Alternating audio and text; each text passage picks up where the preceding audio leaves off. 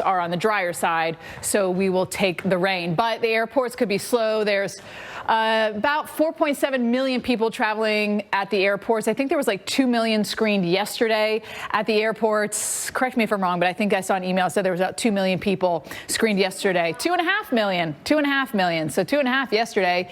And on the roads, there's going to be 47 million people traveling. So there's just going to be a lot of people.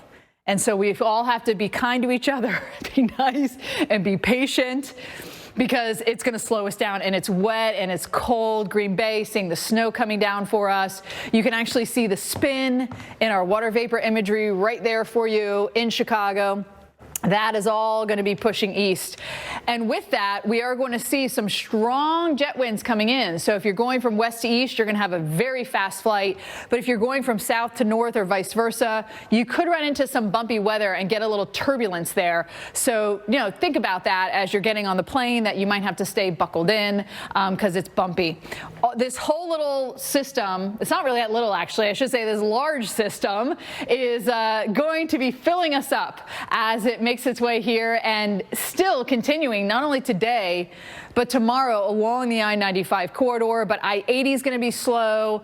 75 is going to be slow. I know a lot of people take that to go from the Midwest into the South, but watch this system roll through as we will clear out this afternoon from west to east. So there will be improving conditions. So hopefully if there's any morning delays, then they can catch up from that as we head into the afternoon. Closer look at Cincinnati. Those windshield wipers are going to be on high through at least around the lunchtime hour, and then you can maybe open the windows, let some of that nice fresh air in. Though I will tell you, it's going to be quite cold behind this for a lot of us in the northern tier, Felicia. There's going to be much cooler air coming in over the next couple of days. Oh, yeah, you're going to have that. We are tracking severe storms in the south on America's Morning headquarters. 5 reports of tornadoes striking Louisiana and Mississippi Monday. Numerous homes hit, trees down, utility poles toppled. First responders in Cottonport, Louisiana, had to pull 3 people from the wreckage of a mobile home. Thunderstorm winds gusting 60 miles an hour responsible for some of the destruction. And unfortunately, we could see more scenes just like this today, Kelly, as there's still a severe weather threat.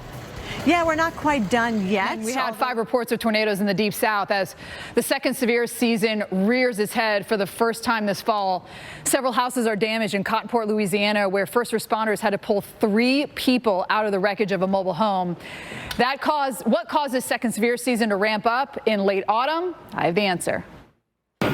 In Jackson, Alabama. Now, a lot of these places really need the rain, but too much too fast is not good, because that soil is like concrete. It is rock solid. And so the rain that falls on it, it might not be able to percolate into the ground for a little bit. But there it is. That's where your flash flood warning is. You can see heavier rain just came through that area. Jackson, also into Huntsville, Montgomery.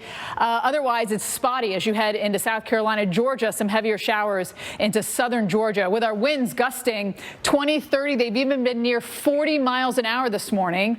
That's going to slow down your travel, and that's going to make for some potential power outages. We've already seen some this morning. Severe weather is possible closer to the coast, is where we have our highest chance of seeing those tornadoes. You've got the moisture, you've got the spin in the atmosphere. So we have a 3 on our Torcon, Montgomery, Dothan, Pensacola, on into Mobile. Everything will move along the I-10 and I-20 corridor today.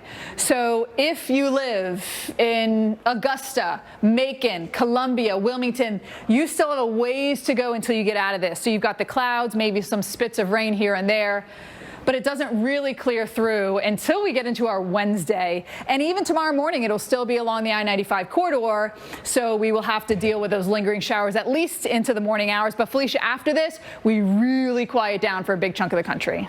And,